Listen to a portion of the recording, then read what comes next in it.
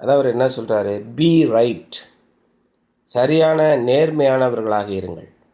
B right with God, be right with yourself, be right with others. நினச்சி பாருங்கள், உங்களுக்கு நீங்கள் அதை செய்வீர்களா? இயேசு கிறிஸ்து ரொம்ப எளிமையாக சொல்லிட்டு போனார். என்ன சொன்னார்? உன்னை நேசிப்பது போல பிறனை நேசி, அவ்வளோதான், வேறு ஒன்றுமே இல்லை.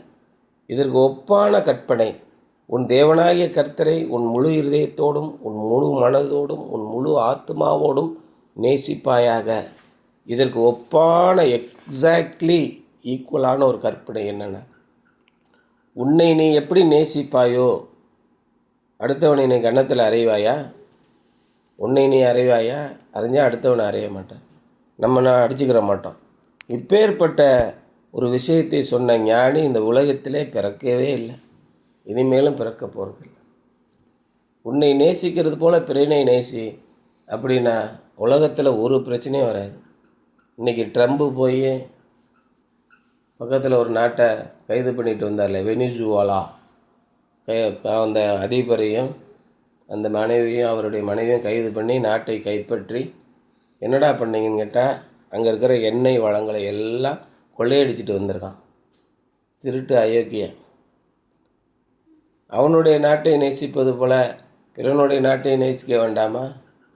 இவனெல்லாம் பைபிள் பற்றி பேசுறதுக்கு இவனுக்கு என்ன யோக்கியதை இருக்குது இல்லையா? இப்படியெல்லாம் பாருங்கள். Be right with God, be right with yourself and be right with others. இதுதான் ரொம்ப முக்கியம். The righteousness of God received by faith makes it possible for us to live right lives. நீங்களாக நீதியுள்ளவர்களாக வாழ முடியாது. ரொம்ப தெளிவாக இயேசு சொன்னார். இயேசு என்ன சொன்னார்? நானே திராட்சை செடி, நீங்கள் கொடிகள். திராட்சை செடியானது அந்த திராட்சை கொடியோடு இணைந்திருந்தால் மட்டுமே அந்த கொடியினால் பலன்களை தர முடியும். திராட்சை கொடி இப்படி வெட்டுண்டு போனால் என்ன ஆகும்? அதுக்கு தெரியாது, எந்த சாரும் போகாது, அப்படியே உலர்ந்து போய்விடும். ஆகவே என்னாலே அன்றி உங்களால் ஒன்றும் செய்ய முடியாதுன்னு தெளிவாக சொன்னார்.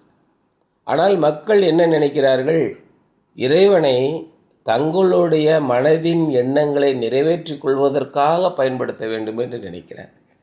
நாம் கொடிகளாக இருக்கும்போது திராட்சை செடி என்ன சுவையில் கனிகளை தருமோ அதைத்தான் நாம் சாப்பிடும், அதைத்தான் நாம் கொடுக்க முடியும். ஒரு கொடி திராட்சை கொடி என்றால் திராட்சை பழங்களைத்தான் கொடுக்கும்.